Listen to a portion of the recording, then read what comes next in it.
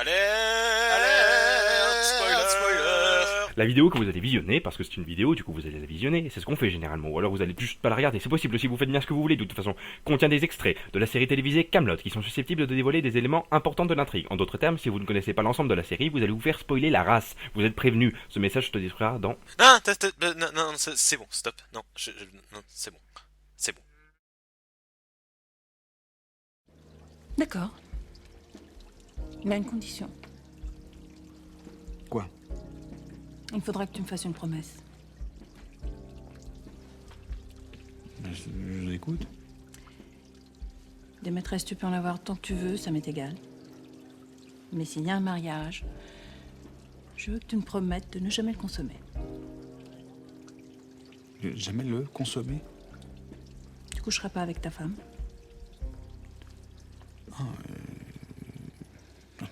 Non mais oui, d'accord. Jamais. Jamais. Serment. Serment. Je suis là uniquement dans une attitude technique, n'est-ce pas, d'analyse du texte. Le serment, c'est du flan. Mais non, commencez pas à dire des conneries pareilles. J'en ai rien à fiche. Le serment, c'est du flan, point barre. Fin du débat, on retourne se coucher. Ah non, mais j'aurais tout entendu, hein, bon. Le serment que fait Arturus à Hakonia dans l'épisode 6 du livre 6 est un événement qui peut faire jaser. Ce que je veux vous dire, c'est qu'on ne peut pas empêcher les gens de jaser. Mais quel genre? Mais tous les gens. Voilà. Enfin, c'est un peu mot pour mot ce que je viens de dire, mais bref. Bon, je voulais la faire courte, mais visiblement, vous avez besoin qu'on vous détaille les trucs. À propos de détails, on se présente ou on s'en bat les couilles? Les présentations, c'est-à-dire... Bah oui. On va pas arriver comme des paix à faire des vidéos alors que personne n'est au courant de ce qu'on fout ici et de qui on est. Bah, le serment en soi arrive aussi comme un P, si je puis dire, hein, donc c'est raccord. On est d'accord qu'au moment de la scène du dit serment, déjà 5 livres ont été créés et on arrive vers la fin du livre 6. On peut donc se demander sérieusement ce qu'a pris Alexandre Astier à vouloir amener cette histoire de serment, qui certes explique plusieurs choses dans la série, mais qui en obscurcit d'autres. Tout à fait, Mr. Anton. Comme le début de la vidéo l'a très bien rappelé, oh comme c'est bien fait, Hakonia Minor, qui est donc la première épouse d'Arturus lorsqu'il s'apprête à quitter la terre romaine et à retirer l'épée du rocher afin d'accomplir sa noble quête de roi de Bretagne, voilà, c'est bien, vous suivez, pas comme moi, fait faire une promesse à Arturus. Rappelons que Léodagan, roi de Carmélide, n'étant pas du genre à se laisser faire, celui-ci n'accepte la fédération qu'à la condition sine qua non qu'Arturus épouse sa fille Guenièvre. Ainsi, Arturus se voit contraint d'accepter, et Hakonia aussi, à la simple condition que... on vous l'a montré au début, ça faut forcément tout vous répéter, à la condition qu'Arturus reste fidèle à Hakonia jusqu'au bout, et ne consomme pas son mariage avec Guenièvre. Ce serment pose plusieurs questionnements sur sa cohérence par rapport au reste de la série, et à la relation qu'on connaît entre Arthur et Guenièvre dans les 5 premiers livres. Dès le livre 1, on comprend rapidement qu'Arthur est loin d'apprécier sa femme. Il est systématiquement en désaccord avec elle, n'hésite pas à lui répondre de façon insolente et ne désire en aucun cas coucher avec elle. On imagine alors qu'il n'apprécie pas son caractère, ni son physique, bref, qu'il l'aime pas, quoi. Et est-ce que vous m'aimez? Non. Moi, je vous aime. Enfin, je crois, hein. On apprend également qu'il s'agit d'un mariage politique et non d'amour. En somme, la situation est plutôt simple à comprendre pour le spectateur. Arthur se retrouve l'époux d'une femme dont il n'a jamais voulu. Un mariage arrangé, un mariage de magouilleur, sordide, avec une gourde que j'ai jamais pu encadrer. Et les épisodes ne manquent pas de nous le montrer. Mais alors, partant du principe que toute la version qu'éprouve Arthur envers Guenièvre s'explique par ce mariage arrangé, cette différence de caractère et cette répulsion physique, pourquoi fallait-il amener l'explication du serment dans le livre 6 ? Est-ce qu'on n'aurait pas pu s'en passer ?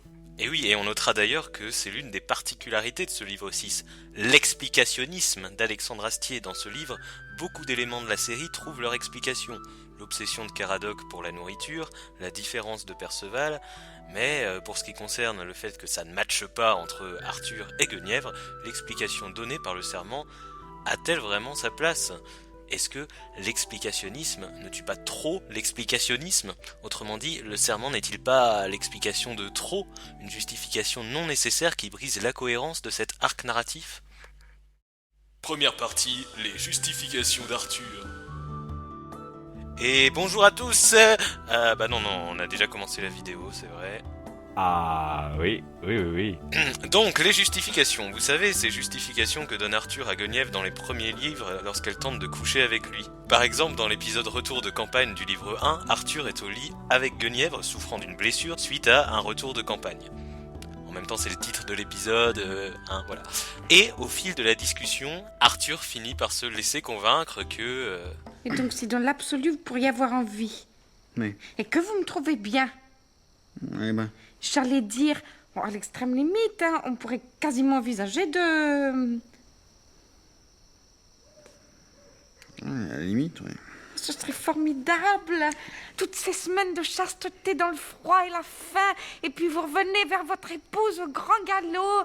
Ouais, enfin, j'ai fait buter mon cheval, alors je suis revenu à pied, mais... Enfin, ça change pas le... Oui, je vois ce que vous voulez dire, oui, c'est le côté un peu... Et, après le générique, on se retrouve avec cette scène. Bon, alors, à la limite, vous bougez pas. Hein, c'est mieux pour la blessure. si vous voulez, oui. Bon, ben, je m'approche alors. Bah, c'est-à-dire si je bouge pas, puis vous non plus, là... Oui, bon, je m'approche. Il y a quelque chose qui va pas? C'est l'essence de rose. Ça me pique les yeux un peu. Dans cette scène, Arthur est à deux doigts de passer à l'acte, mais cette justification de l'essence de rose, on devine qu'elle n'est pas sincère et qu'elle est là pour ne pas donner suite à la proposition de la reine. Mais on peut imaginer qu'Arthur réfute cette proposition tout simplement parce qu'il n'apprécie pas la reine. Et dans ce cas-là, le serment n'a pas lieu d'être pour expliquer cette scène. Mais avec l'apparition du serment, on a une toute autre perspective sur le comportement d'Arthur envers Guenièvre. Celui-ci ayant promis à Akonia de ne jamais consommer son mariage avec celle-ci, les excuses toutes plus abracadabrantes, oui j'ose le dire, qu'Arthur utilise sont là justement pour éviter de consommer le mariage. Cela ne serait donc pas dû à une sorte d'aversion physique quelconque d'Arthur envers Guenièvre, mais bien la volonté d'honorer le serment fait à Akonia. Et cette argumentation de pour et de contre fonctionne avec toutes les excuses que Arthur invente pour ne pas coucher avec Guenièvre.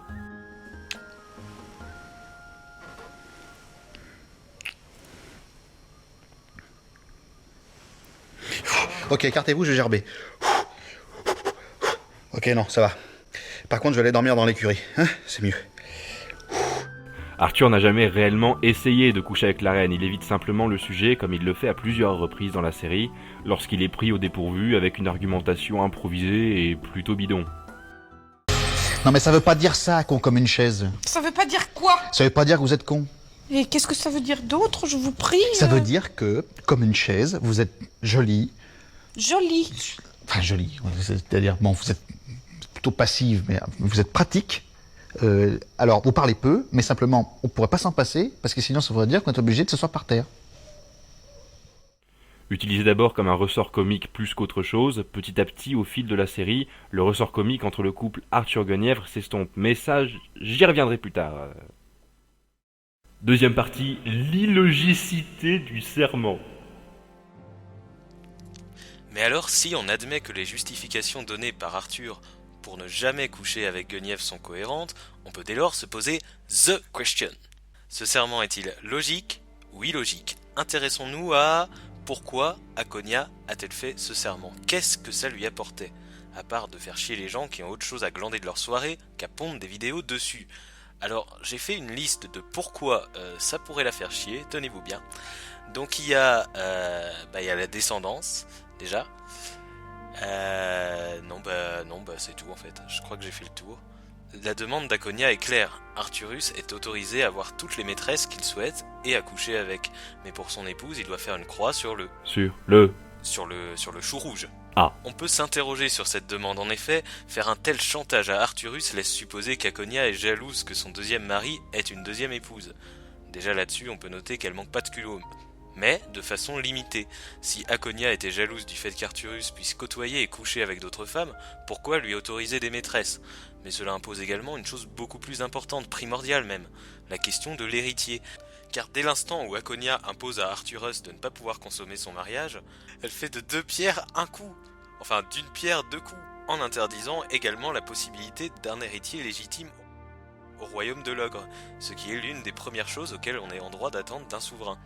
Deux hypothèses. Soit Akonia ne pense pas du tout aux conséquences d'une telle interdiction car elle n'a pas inventé l'eau demi-tempérée, soit elle y avait clairement réfléchi mais s'en bat complètement les reins. Quel est le but recherché? Akonia ne va probablement jamais revoir Arthurus, elle s'en va avec Macrinius en Macédoine, mais elle choisirait quand même de l'emmerder. Quant à Arthurus, pourquoi accepte-t-il le serment sans broncher et sans penser qu'un héritier au royaume est fondamental pour un roi de Bretagne? On peut également se demander s'il avait déjà en tête qu'il devrait faire un héritier 15 ans avant Camelot, voire même s'il nourrissait déjà l'envie d'avoir des enfants, ou alors il a juste répondu oui, sans y réfléchir. Il faut pas omettre non plus l'idée d'une promesse en l'air. Je m'explique. À ce moment de sa vie, Akonia est une femme mûre et surtout seule, car son mari Macrinius est au mur d'Adrien depuis 13 ans. Et paf, d'un coup, voilà un beau jeune homme qui rentre dans sa vie, avec qui elle est coincée à cause de la demande de Salostios. Alors là, c'est le dérèglement des sens, elle s'invente en quelque sorte un amour de jeunesse, et au moment de cette demande, on peut imaginer qu'elle ne pense pas du tout aux conséquences de ce que ça pourrait engendrer 15 ans plus tard. 15 ans, c'est beaucoup. Je doute même qu'elle s'attende particulièrement à ce qu'il y tienne à ce serment. C'est sa réponse directe, au dépourvu, dans la rapidité du moment, et tout est allé très vite. Pour ce qui est de la descendance, même si elle provient d'une des maîtresses d'Arthur, si l'héritier se retrouve être l'élu des dieux et qu'il est capable de retirer Excalibur après le papounet, bâtard ou légitime, il sera le roi. Et il est peu probable que Akonia en ait quelque chose à carrer de la pérennité du royaume de l'ogre. Promesse en l'air, d'accord.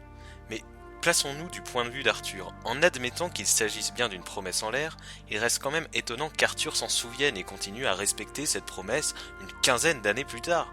Pourquoi n'a-t-il pas tourné la page simplement quelques années après? Pour Arthur, un serment, c'est pas une chose lancée en l'air, c'est important. Arthur est un homme d'honneur et ce serment est la seule chose qui lui reste de Rome, c'est la seule trace qui lui reste de son passé, de sa jeunesse et de sa première femme. Arthur qui rompt un serment, c'est très rare, surtout un serment de cette ampleur. Maintenant, le problème, c'est que serment, logique ou pas, avec l'échange d'épouses et m'évanouit dans le livre 4, la situation devient... Tragique. J'aurais dit merdique, moi. Troisième partie, l'affaire m'évanouit. D'abord, quand Akonia demande à Arthurus de faire le serment, on comprend basiquement qu'il s'agit du mariage arrangé avec Guenièvre, et donc que c'est uniquement ce mariage-là qui ne doit pas être consommé. Le mariage avec M'évanouit n'est pas le même, donc le serment ne s'applique pas. Non, ou alors c'est moi. Enfin, l'échange d'épouses, en plus, n'a jamais vraiment été considéré comme officiel. Il manquait une des deux épouses, et ce mariage n'a pas vraiment été reconnu par les dieux. De plus, Akonia ne pouvait pas imaginer qu'Arthurus ferait un échange d'épouses, donc son serment ne s'applique qu'à Guenièvre. Ah, j'en suis pas sûr. Justement, à aucun moment Akonia n'évoque de façon claire et précise la fille de Léodagan dans son serment. Elle précise juste que s'il y a un mariage, Arthurus ne devra pas le consommer. Or, on peut très bien considérer l'échange d'épouses comme un nouveau mariage pour Arthur et en conclure que le serment devrait également s'appliquer sur M'évanouit. Mais Arthur ne le respecte pas. Je vous en prie, soyez raisonnable, il n'est pas encore trop tard. Ah bah, si. Quoi si? Si, je suis désolé, c'est trop tard. Oh non mais c'est pas vrai. Ah bah, c'est un poil à la bourre sur ce coup-là. Vous croyez qu'elle est où, votre femme? Dans mon plumard hein? Vous croyez peut-être qu'on a passé la nuit à se déglinguer avec votre femme? Vous voulez progresser, oui ou non? Je sais ce que vous allez me dire, mon petit Anton. Ce n'est pas vraiment un mariage, c'est un échange d'épouses. Très bien. Dans ce cas-là, je ne comprends pas pourquoi Akonia interdirait Arthur de consommer son mariage avec Guenièvre et autoriserait de consommer celui avec M'évanouit. Elle ne connaît pas Guenièvre, pourquoi le serment ne devrait s'appliquer que sur elle? Je pense qu'à ce moment-là, il s'en tape. Le livre 4 marque une rupture d'un point de vue narratif pour Arthur. Avant cela, il tentait tant bien que mal de garder le cap sur le Graal, de motiver les chevaliers de la table ronde. Mais à partir du départ de Lancelot, c'est le début d'une longue et douloureuse chute pour Arthur. Lancelot étant le mec hyper carré, avec des exigences pas possibles, questions morales et chevalerie. Qu'est-ce qu'il fait? Il trahit son plus proche allié. En plus de ça, sa femme, la reine, se barre aussi et rejoint son ancien bras droit. Je pense que ce tumulte général au sein de l'environnement proche d'Arthur lui donne, entre guillemets, une raison pour lui aussi faire n'importe quoi. L'échange d'épouses, c'est Arthur qui baisse les bras face à ses responsabilités. Lorsque Arthur couche avec M'évanouit, il rejette Arthurus. Arthur, à ce moment précis, consomme la mort d'Arthurus avec M'évanouit. Au retour de la reine Guenièvre, il ne reste plus qu'Arthur, détruit et dans le doute, ce qui fait que le serment devient obsolète et que plus rien ne s'oppose à ce qu'il regarde enfin son épouse et découvre qu'elle s'occupe de lui depuis toujours. Arthur n'a plus ce filtre du serment. J'appelle ça comme ça car on en parlait au début de la vidéo, les excuses d'Arthur dues au serment servaient de ressort comique entre le duo Arthur-Guenièvre pour nous, les spectateurs. Mais avec Arthur qui abandonne son passé, tourne la page et se retrouve plus bactère, le ressort comique s'estompe, le filtre s'estompe et fait place à une réelle relation profonde entre Arthur et Guenièvre. Pas amoureuse, pas pour l'instant en tout cas, mais profonde. Concrètement, Guenièvre n'est pas une femme laide, et malgré son côté parfois naïf, elle n'est pas complètement idiote et c'est une bonne personne. Elle aime les enfants et veut aider Arthur dans sa quête de descendance. Et c'est lorsqu'il est libéré de ce filtre qui biaisait son jugement dans le livre 5 qu'il s'en rend enfin compte. De toute façon, vous n'allez pas régler le problème dans le bain. Alors, vous fermez les yeux et vous faites le vide. Allez. Et si vous avez besoin de quelque chose, vous demandez à la petite. Vous vous êtes toujours occupé de moi comme ça ou c'est récent? Et c'est bien ce que je dis depuis le début. Ce serment, ça reste quand même du flan. Non? Alors moi, vous savez, d'un point de vue purement subjectif, je dirais que c'est d'abord... Le bon roi Arthur est une petite tapette. Le bon roi Arthur est une petite tapette. Et une petite à l'orette, et une petite à l'orette, et une petite tapette.